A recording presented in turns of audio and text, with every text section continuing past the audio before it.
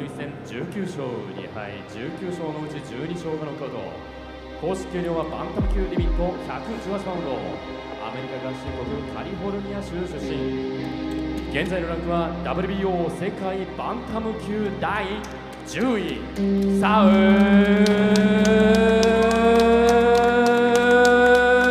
ザ・ビーストサンチェス。ザ・ビーストサウル。赤コーナープロ成績は37戦33勝4敗33勝のうち22勝がノックアウト。公式よりはスーパーバンタム級リミット121パウンド。フィリピン共和国レイテ出身。現在のスーパーバンタム級におけるランクは WBC 第7位 IBF 第6王座3階級制覇。元 WBO 世界バンタム級チャンピオンジョン・リエ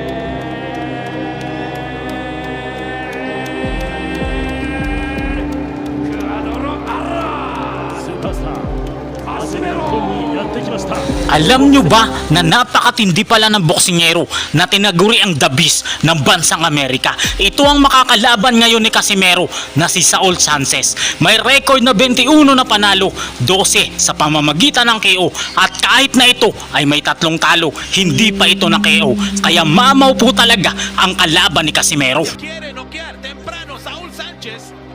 Se aguanta. Con el knockout. A ver, derecha y se va al piso de nuevo. Y es todo, dice el referee, es todo, señor espectáculo. Y de sobra puede ir. Ito rin ang may hawak ng record bilang the craziest knockout of all time nang 3 beses niyang brutal na pabagsakin ang undefeated na boxer ng Amerika na si Jericho Oquin sa loob lamang ng round 1. Beautiful, very accurate. Put him down, was really hurt. And Sanchez had all the time. That was the first knockdown. He had all the time in the world to get him out of there. Here's the second knockdown. And I believe it's going to be like a right hand. Overhand right. Right in the temple, Barry. Very smart fighter. Took his time. He wasn't in a hurry. He wasn't in a rush. Just landed nice, solid power shots. Accurate with them. And down he went. And obviously the guy's not used to being knocked out, so he jumped right back up. Might have been well advised to stay down for an 8 count. Yeah, but you know, that's the winning spirit in O'Quinn. You know, you're right. That's the third knockdown. That's the way he finished and really put his combinations together. Pero kahit ganito katindi ang record ng Amerikanong ito, ay takot naman siya sa mga boksingerong Meksikano na kung saan lumamang si Casimero dahil lahat ng Meksikano na nakalaban ni Casimero ay kanyang tinalo, tinapos sa pamamagitan ng KO.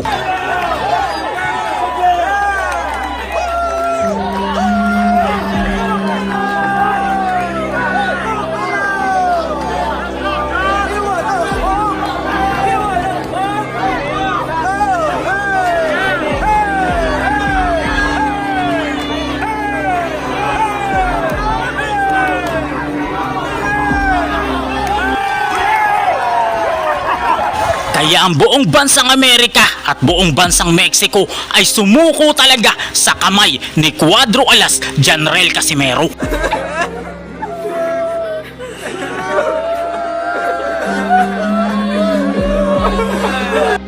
Paano pinasuko ni Cuadro Alas Janrel Casimero ang buong bansang Mexico nang talunin nito ang lahat ng Meksikano na nakalaban ng ating boksingero?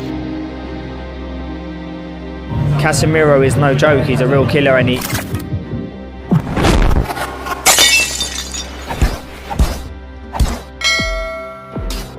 Ang bansang Mexico ay kilala sa buong mundo sa pagkakaroon nito ng magagaling, matatapang at di-kalibreng boksingero at ang bansang Pilipinas naman ang naging katapat nito na kontrapelo. Noong namayagpag si Manny Pacquiao sa international boxing, halos naubos ang magagaling na boksingero ng bansang Mexico. Pero nang matapos ang kanyang era at karera ay tila ba may pumalit sa kanya. Si Cuadro Alas Janrel Casimero ang tinaguri ang angas ng Pinas. Ang lahat ng mga nakalaban na Meksikano ay kanyang tinalo.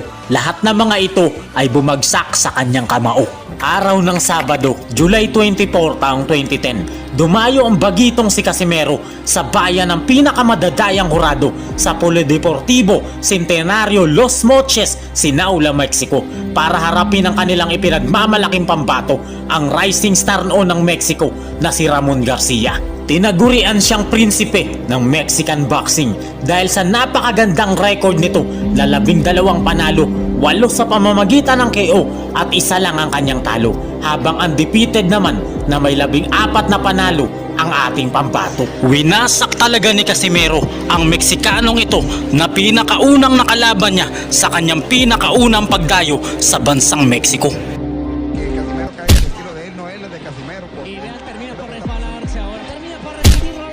Lama. Movimiento de traslación para terminar. Evitar una... Ang pinakaunang Meksikano na winasak ni Casimero. Dahil sa Meksikanong ito, natuto ang tinaguri ang pinakamaangas na boksingero ng Pinas na kailangan talagang patulugin ang kalaban kapag siya ay dumadayo sa laban. Dahil kahindik-hindik na dayaan ang ginawa sa ating kababayan. Mula kay Pedro Guevara, isang undefeated na Meksikano, rangsaging na nabuwal nang makatikim ng isang napakalakas na suntok galing kay Cuadro Alas, Janrel Casimero. Bueno, lo que pasa es que fue confiado Pedro el primer round. Felipe Salguero ang nagpahirap kay Nietes na Mexicano. Pero noong makaharap niya si Cuadro Alas Janrel Casimero, kahit gaano siya katibay, ay para siyang saging na natumba at nagmistulang lantang gulay pagkatapos makatikim na mga mabibigat at malalakas na suntok mula kay Cuadro Alas Janrel Casimero.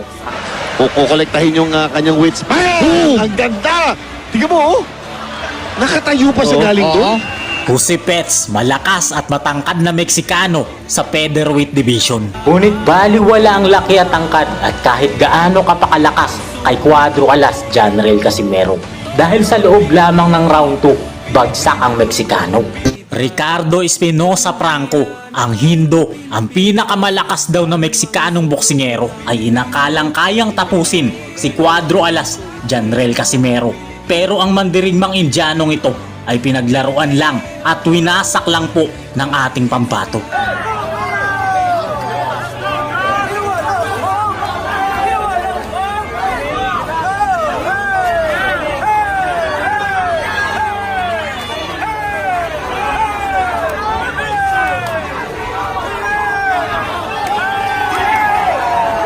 Cesar Ramirez, isang dekalibreng boksingero ng Mexico na nagpahirap kay Cuadro Alas Janrel Casimero. Oh, down! It's down! It's down! And I think it's out! It's over! That's it. Oh, what a... Well, we knew he was happening.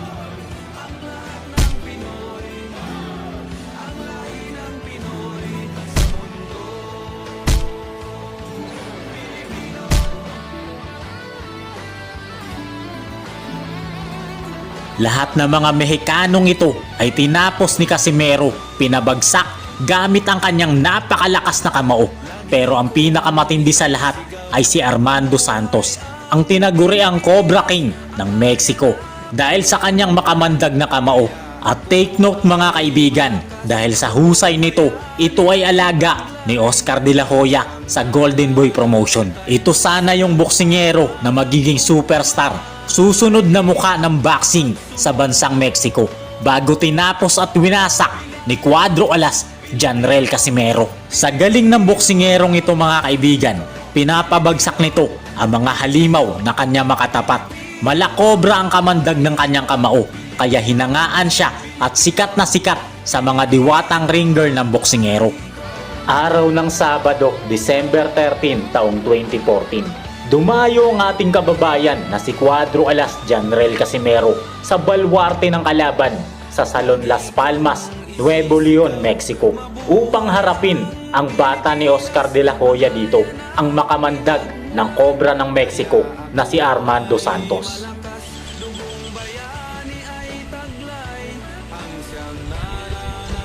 Ang laban na ito ay ang main event ng torneo at si Oscar De La Hoya din ang promoter ng laban na ito.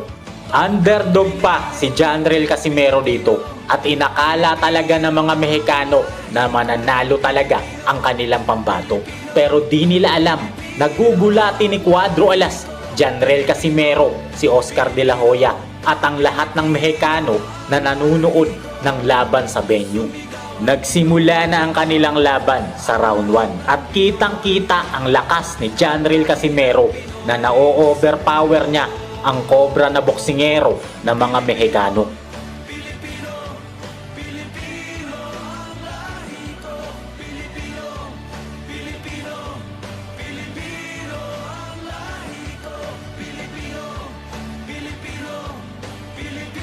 Mismatch talagang laban dito dahil napakalakas at napakagaling ni Cuadro Alas Janril Casimero.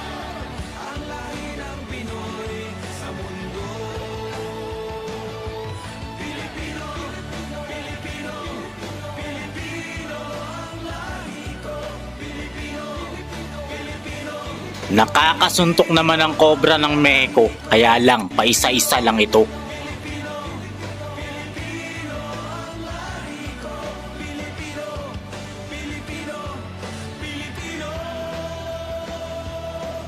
Lagi kong itataas bandila ng Pilipinas, saan mang sulok ng mundo iwawagayway ko ito. Halatang halata dito ang pagkakaiba ng katawan ng dalawang boksingero. Napakalaki ni Armando Santos na Cobra ng Mexico, habang payat naman si Cuadro Alas na ating pambato.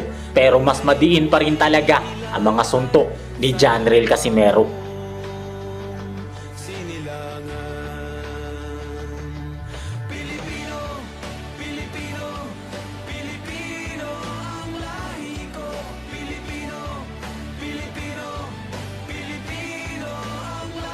One-sided ang laban at ito yung gustong-gusto ng mga Filipino boxing fans, ang makita na mandarag at mangwasak si Cuadro Alas Janril Casimero gamit ang kanyang mga malalakas na kamao.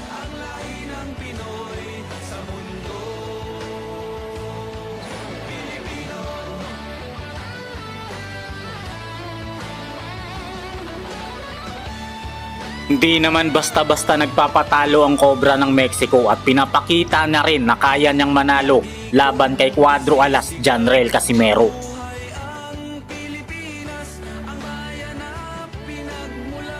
Kaya ako ay malakas, dugong bayani ay taglay, ang siyang nananalaytay sa nag-aalab kong kamay. Pag sumunto Sa pinakahuling segundo ng round 1, isang napakabilis at napakalakas na counter left hook ang pinakawala ni Casimero. Parang saging na nabuwal ang Cobra ng Mexico.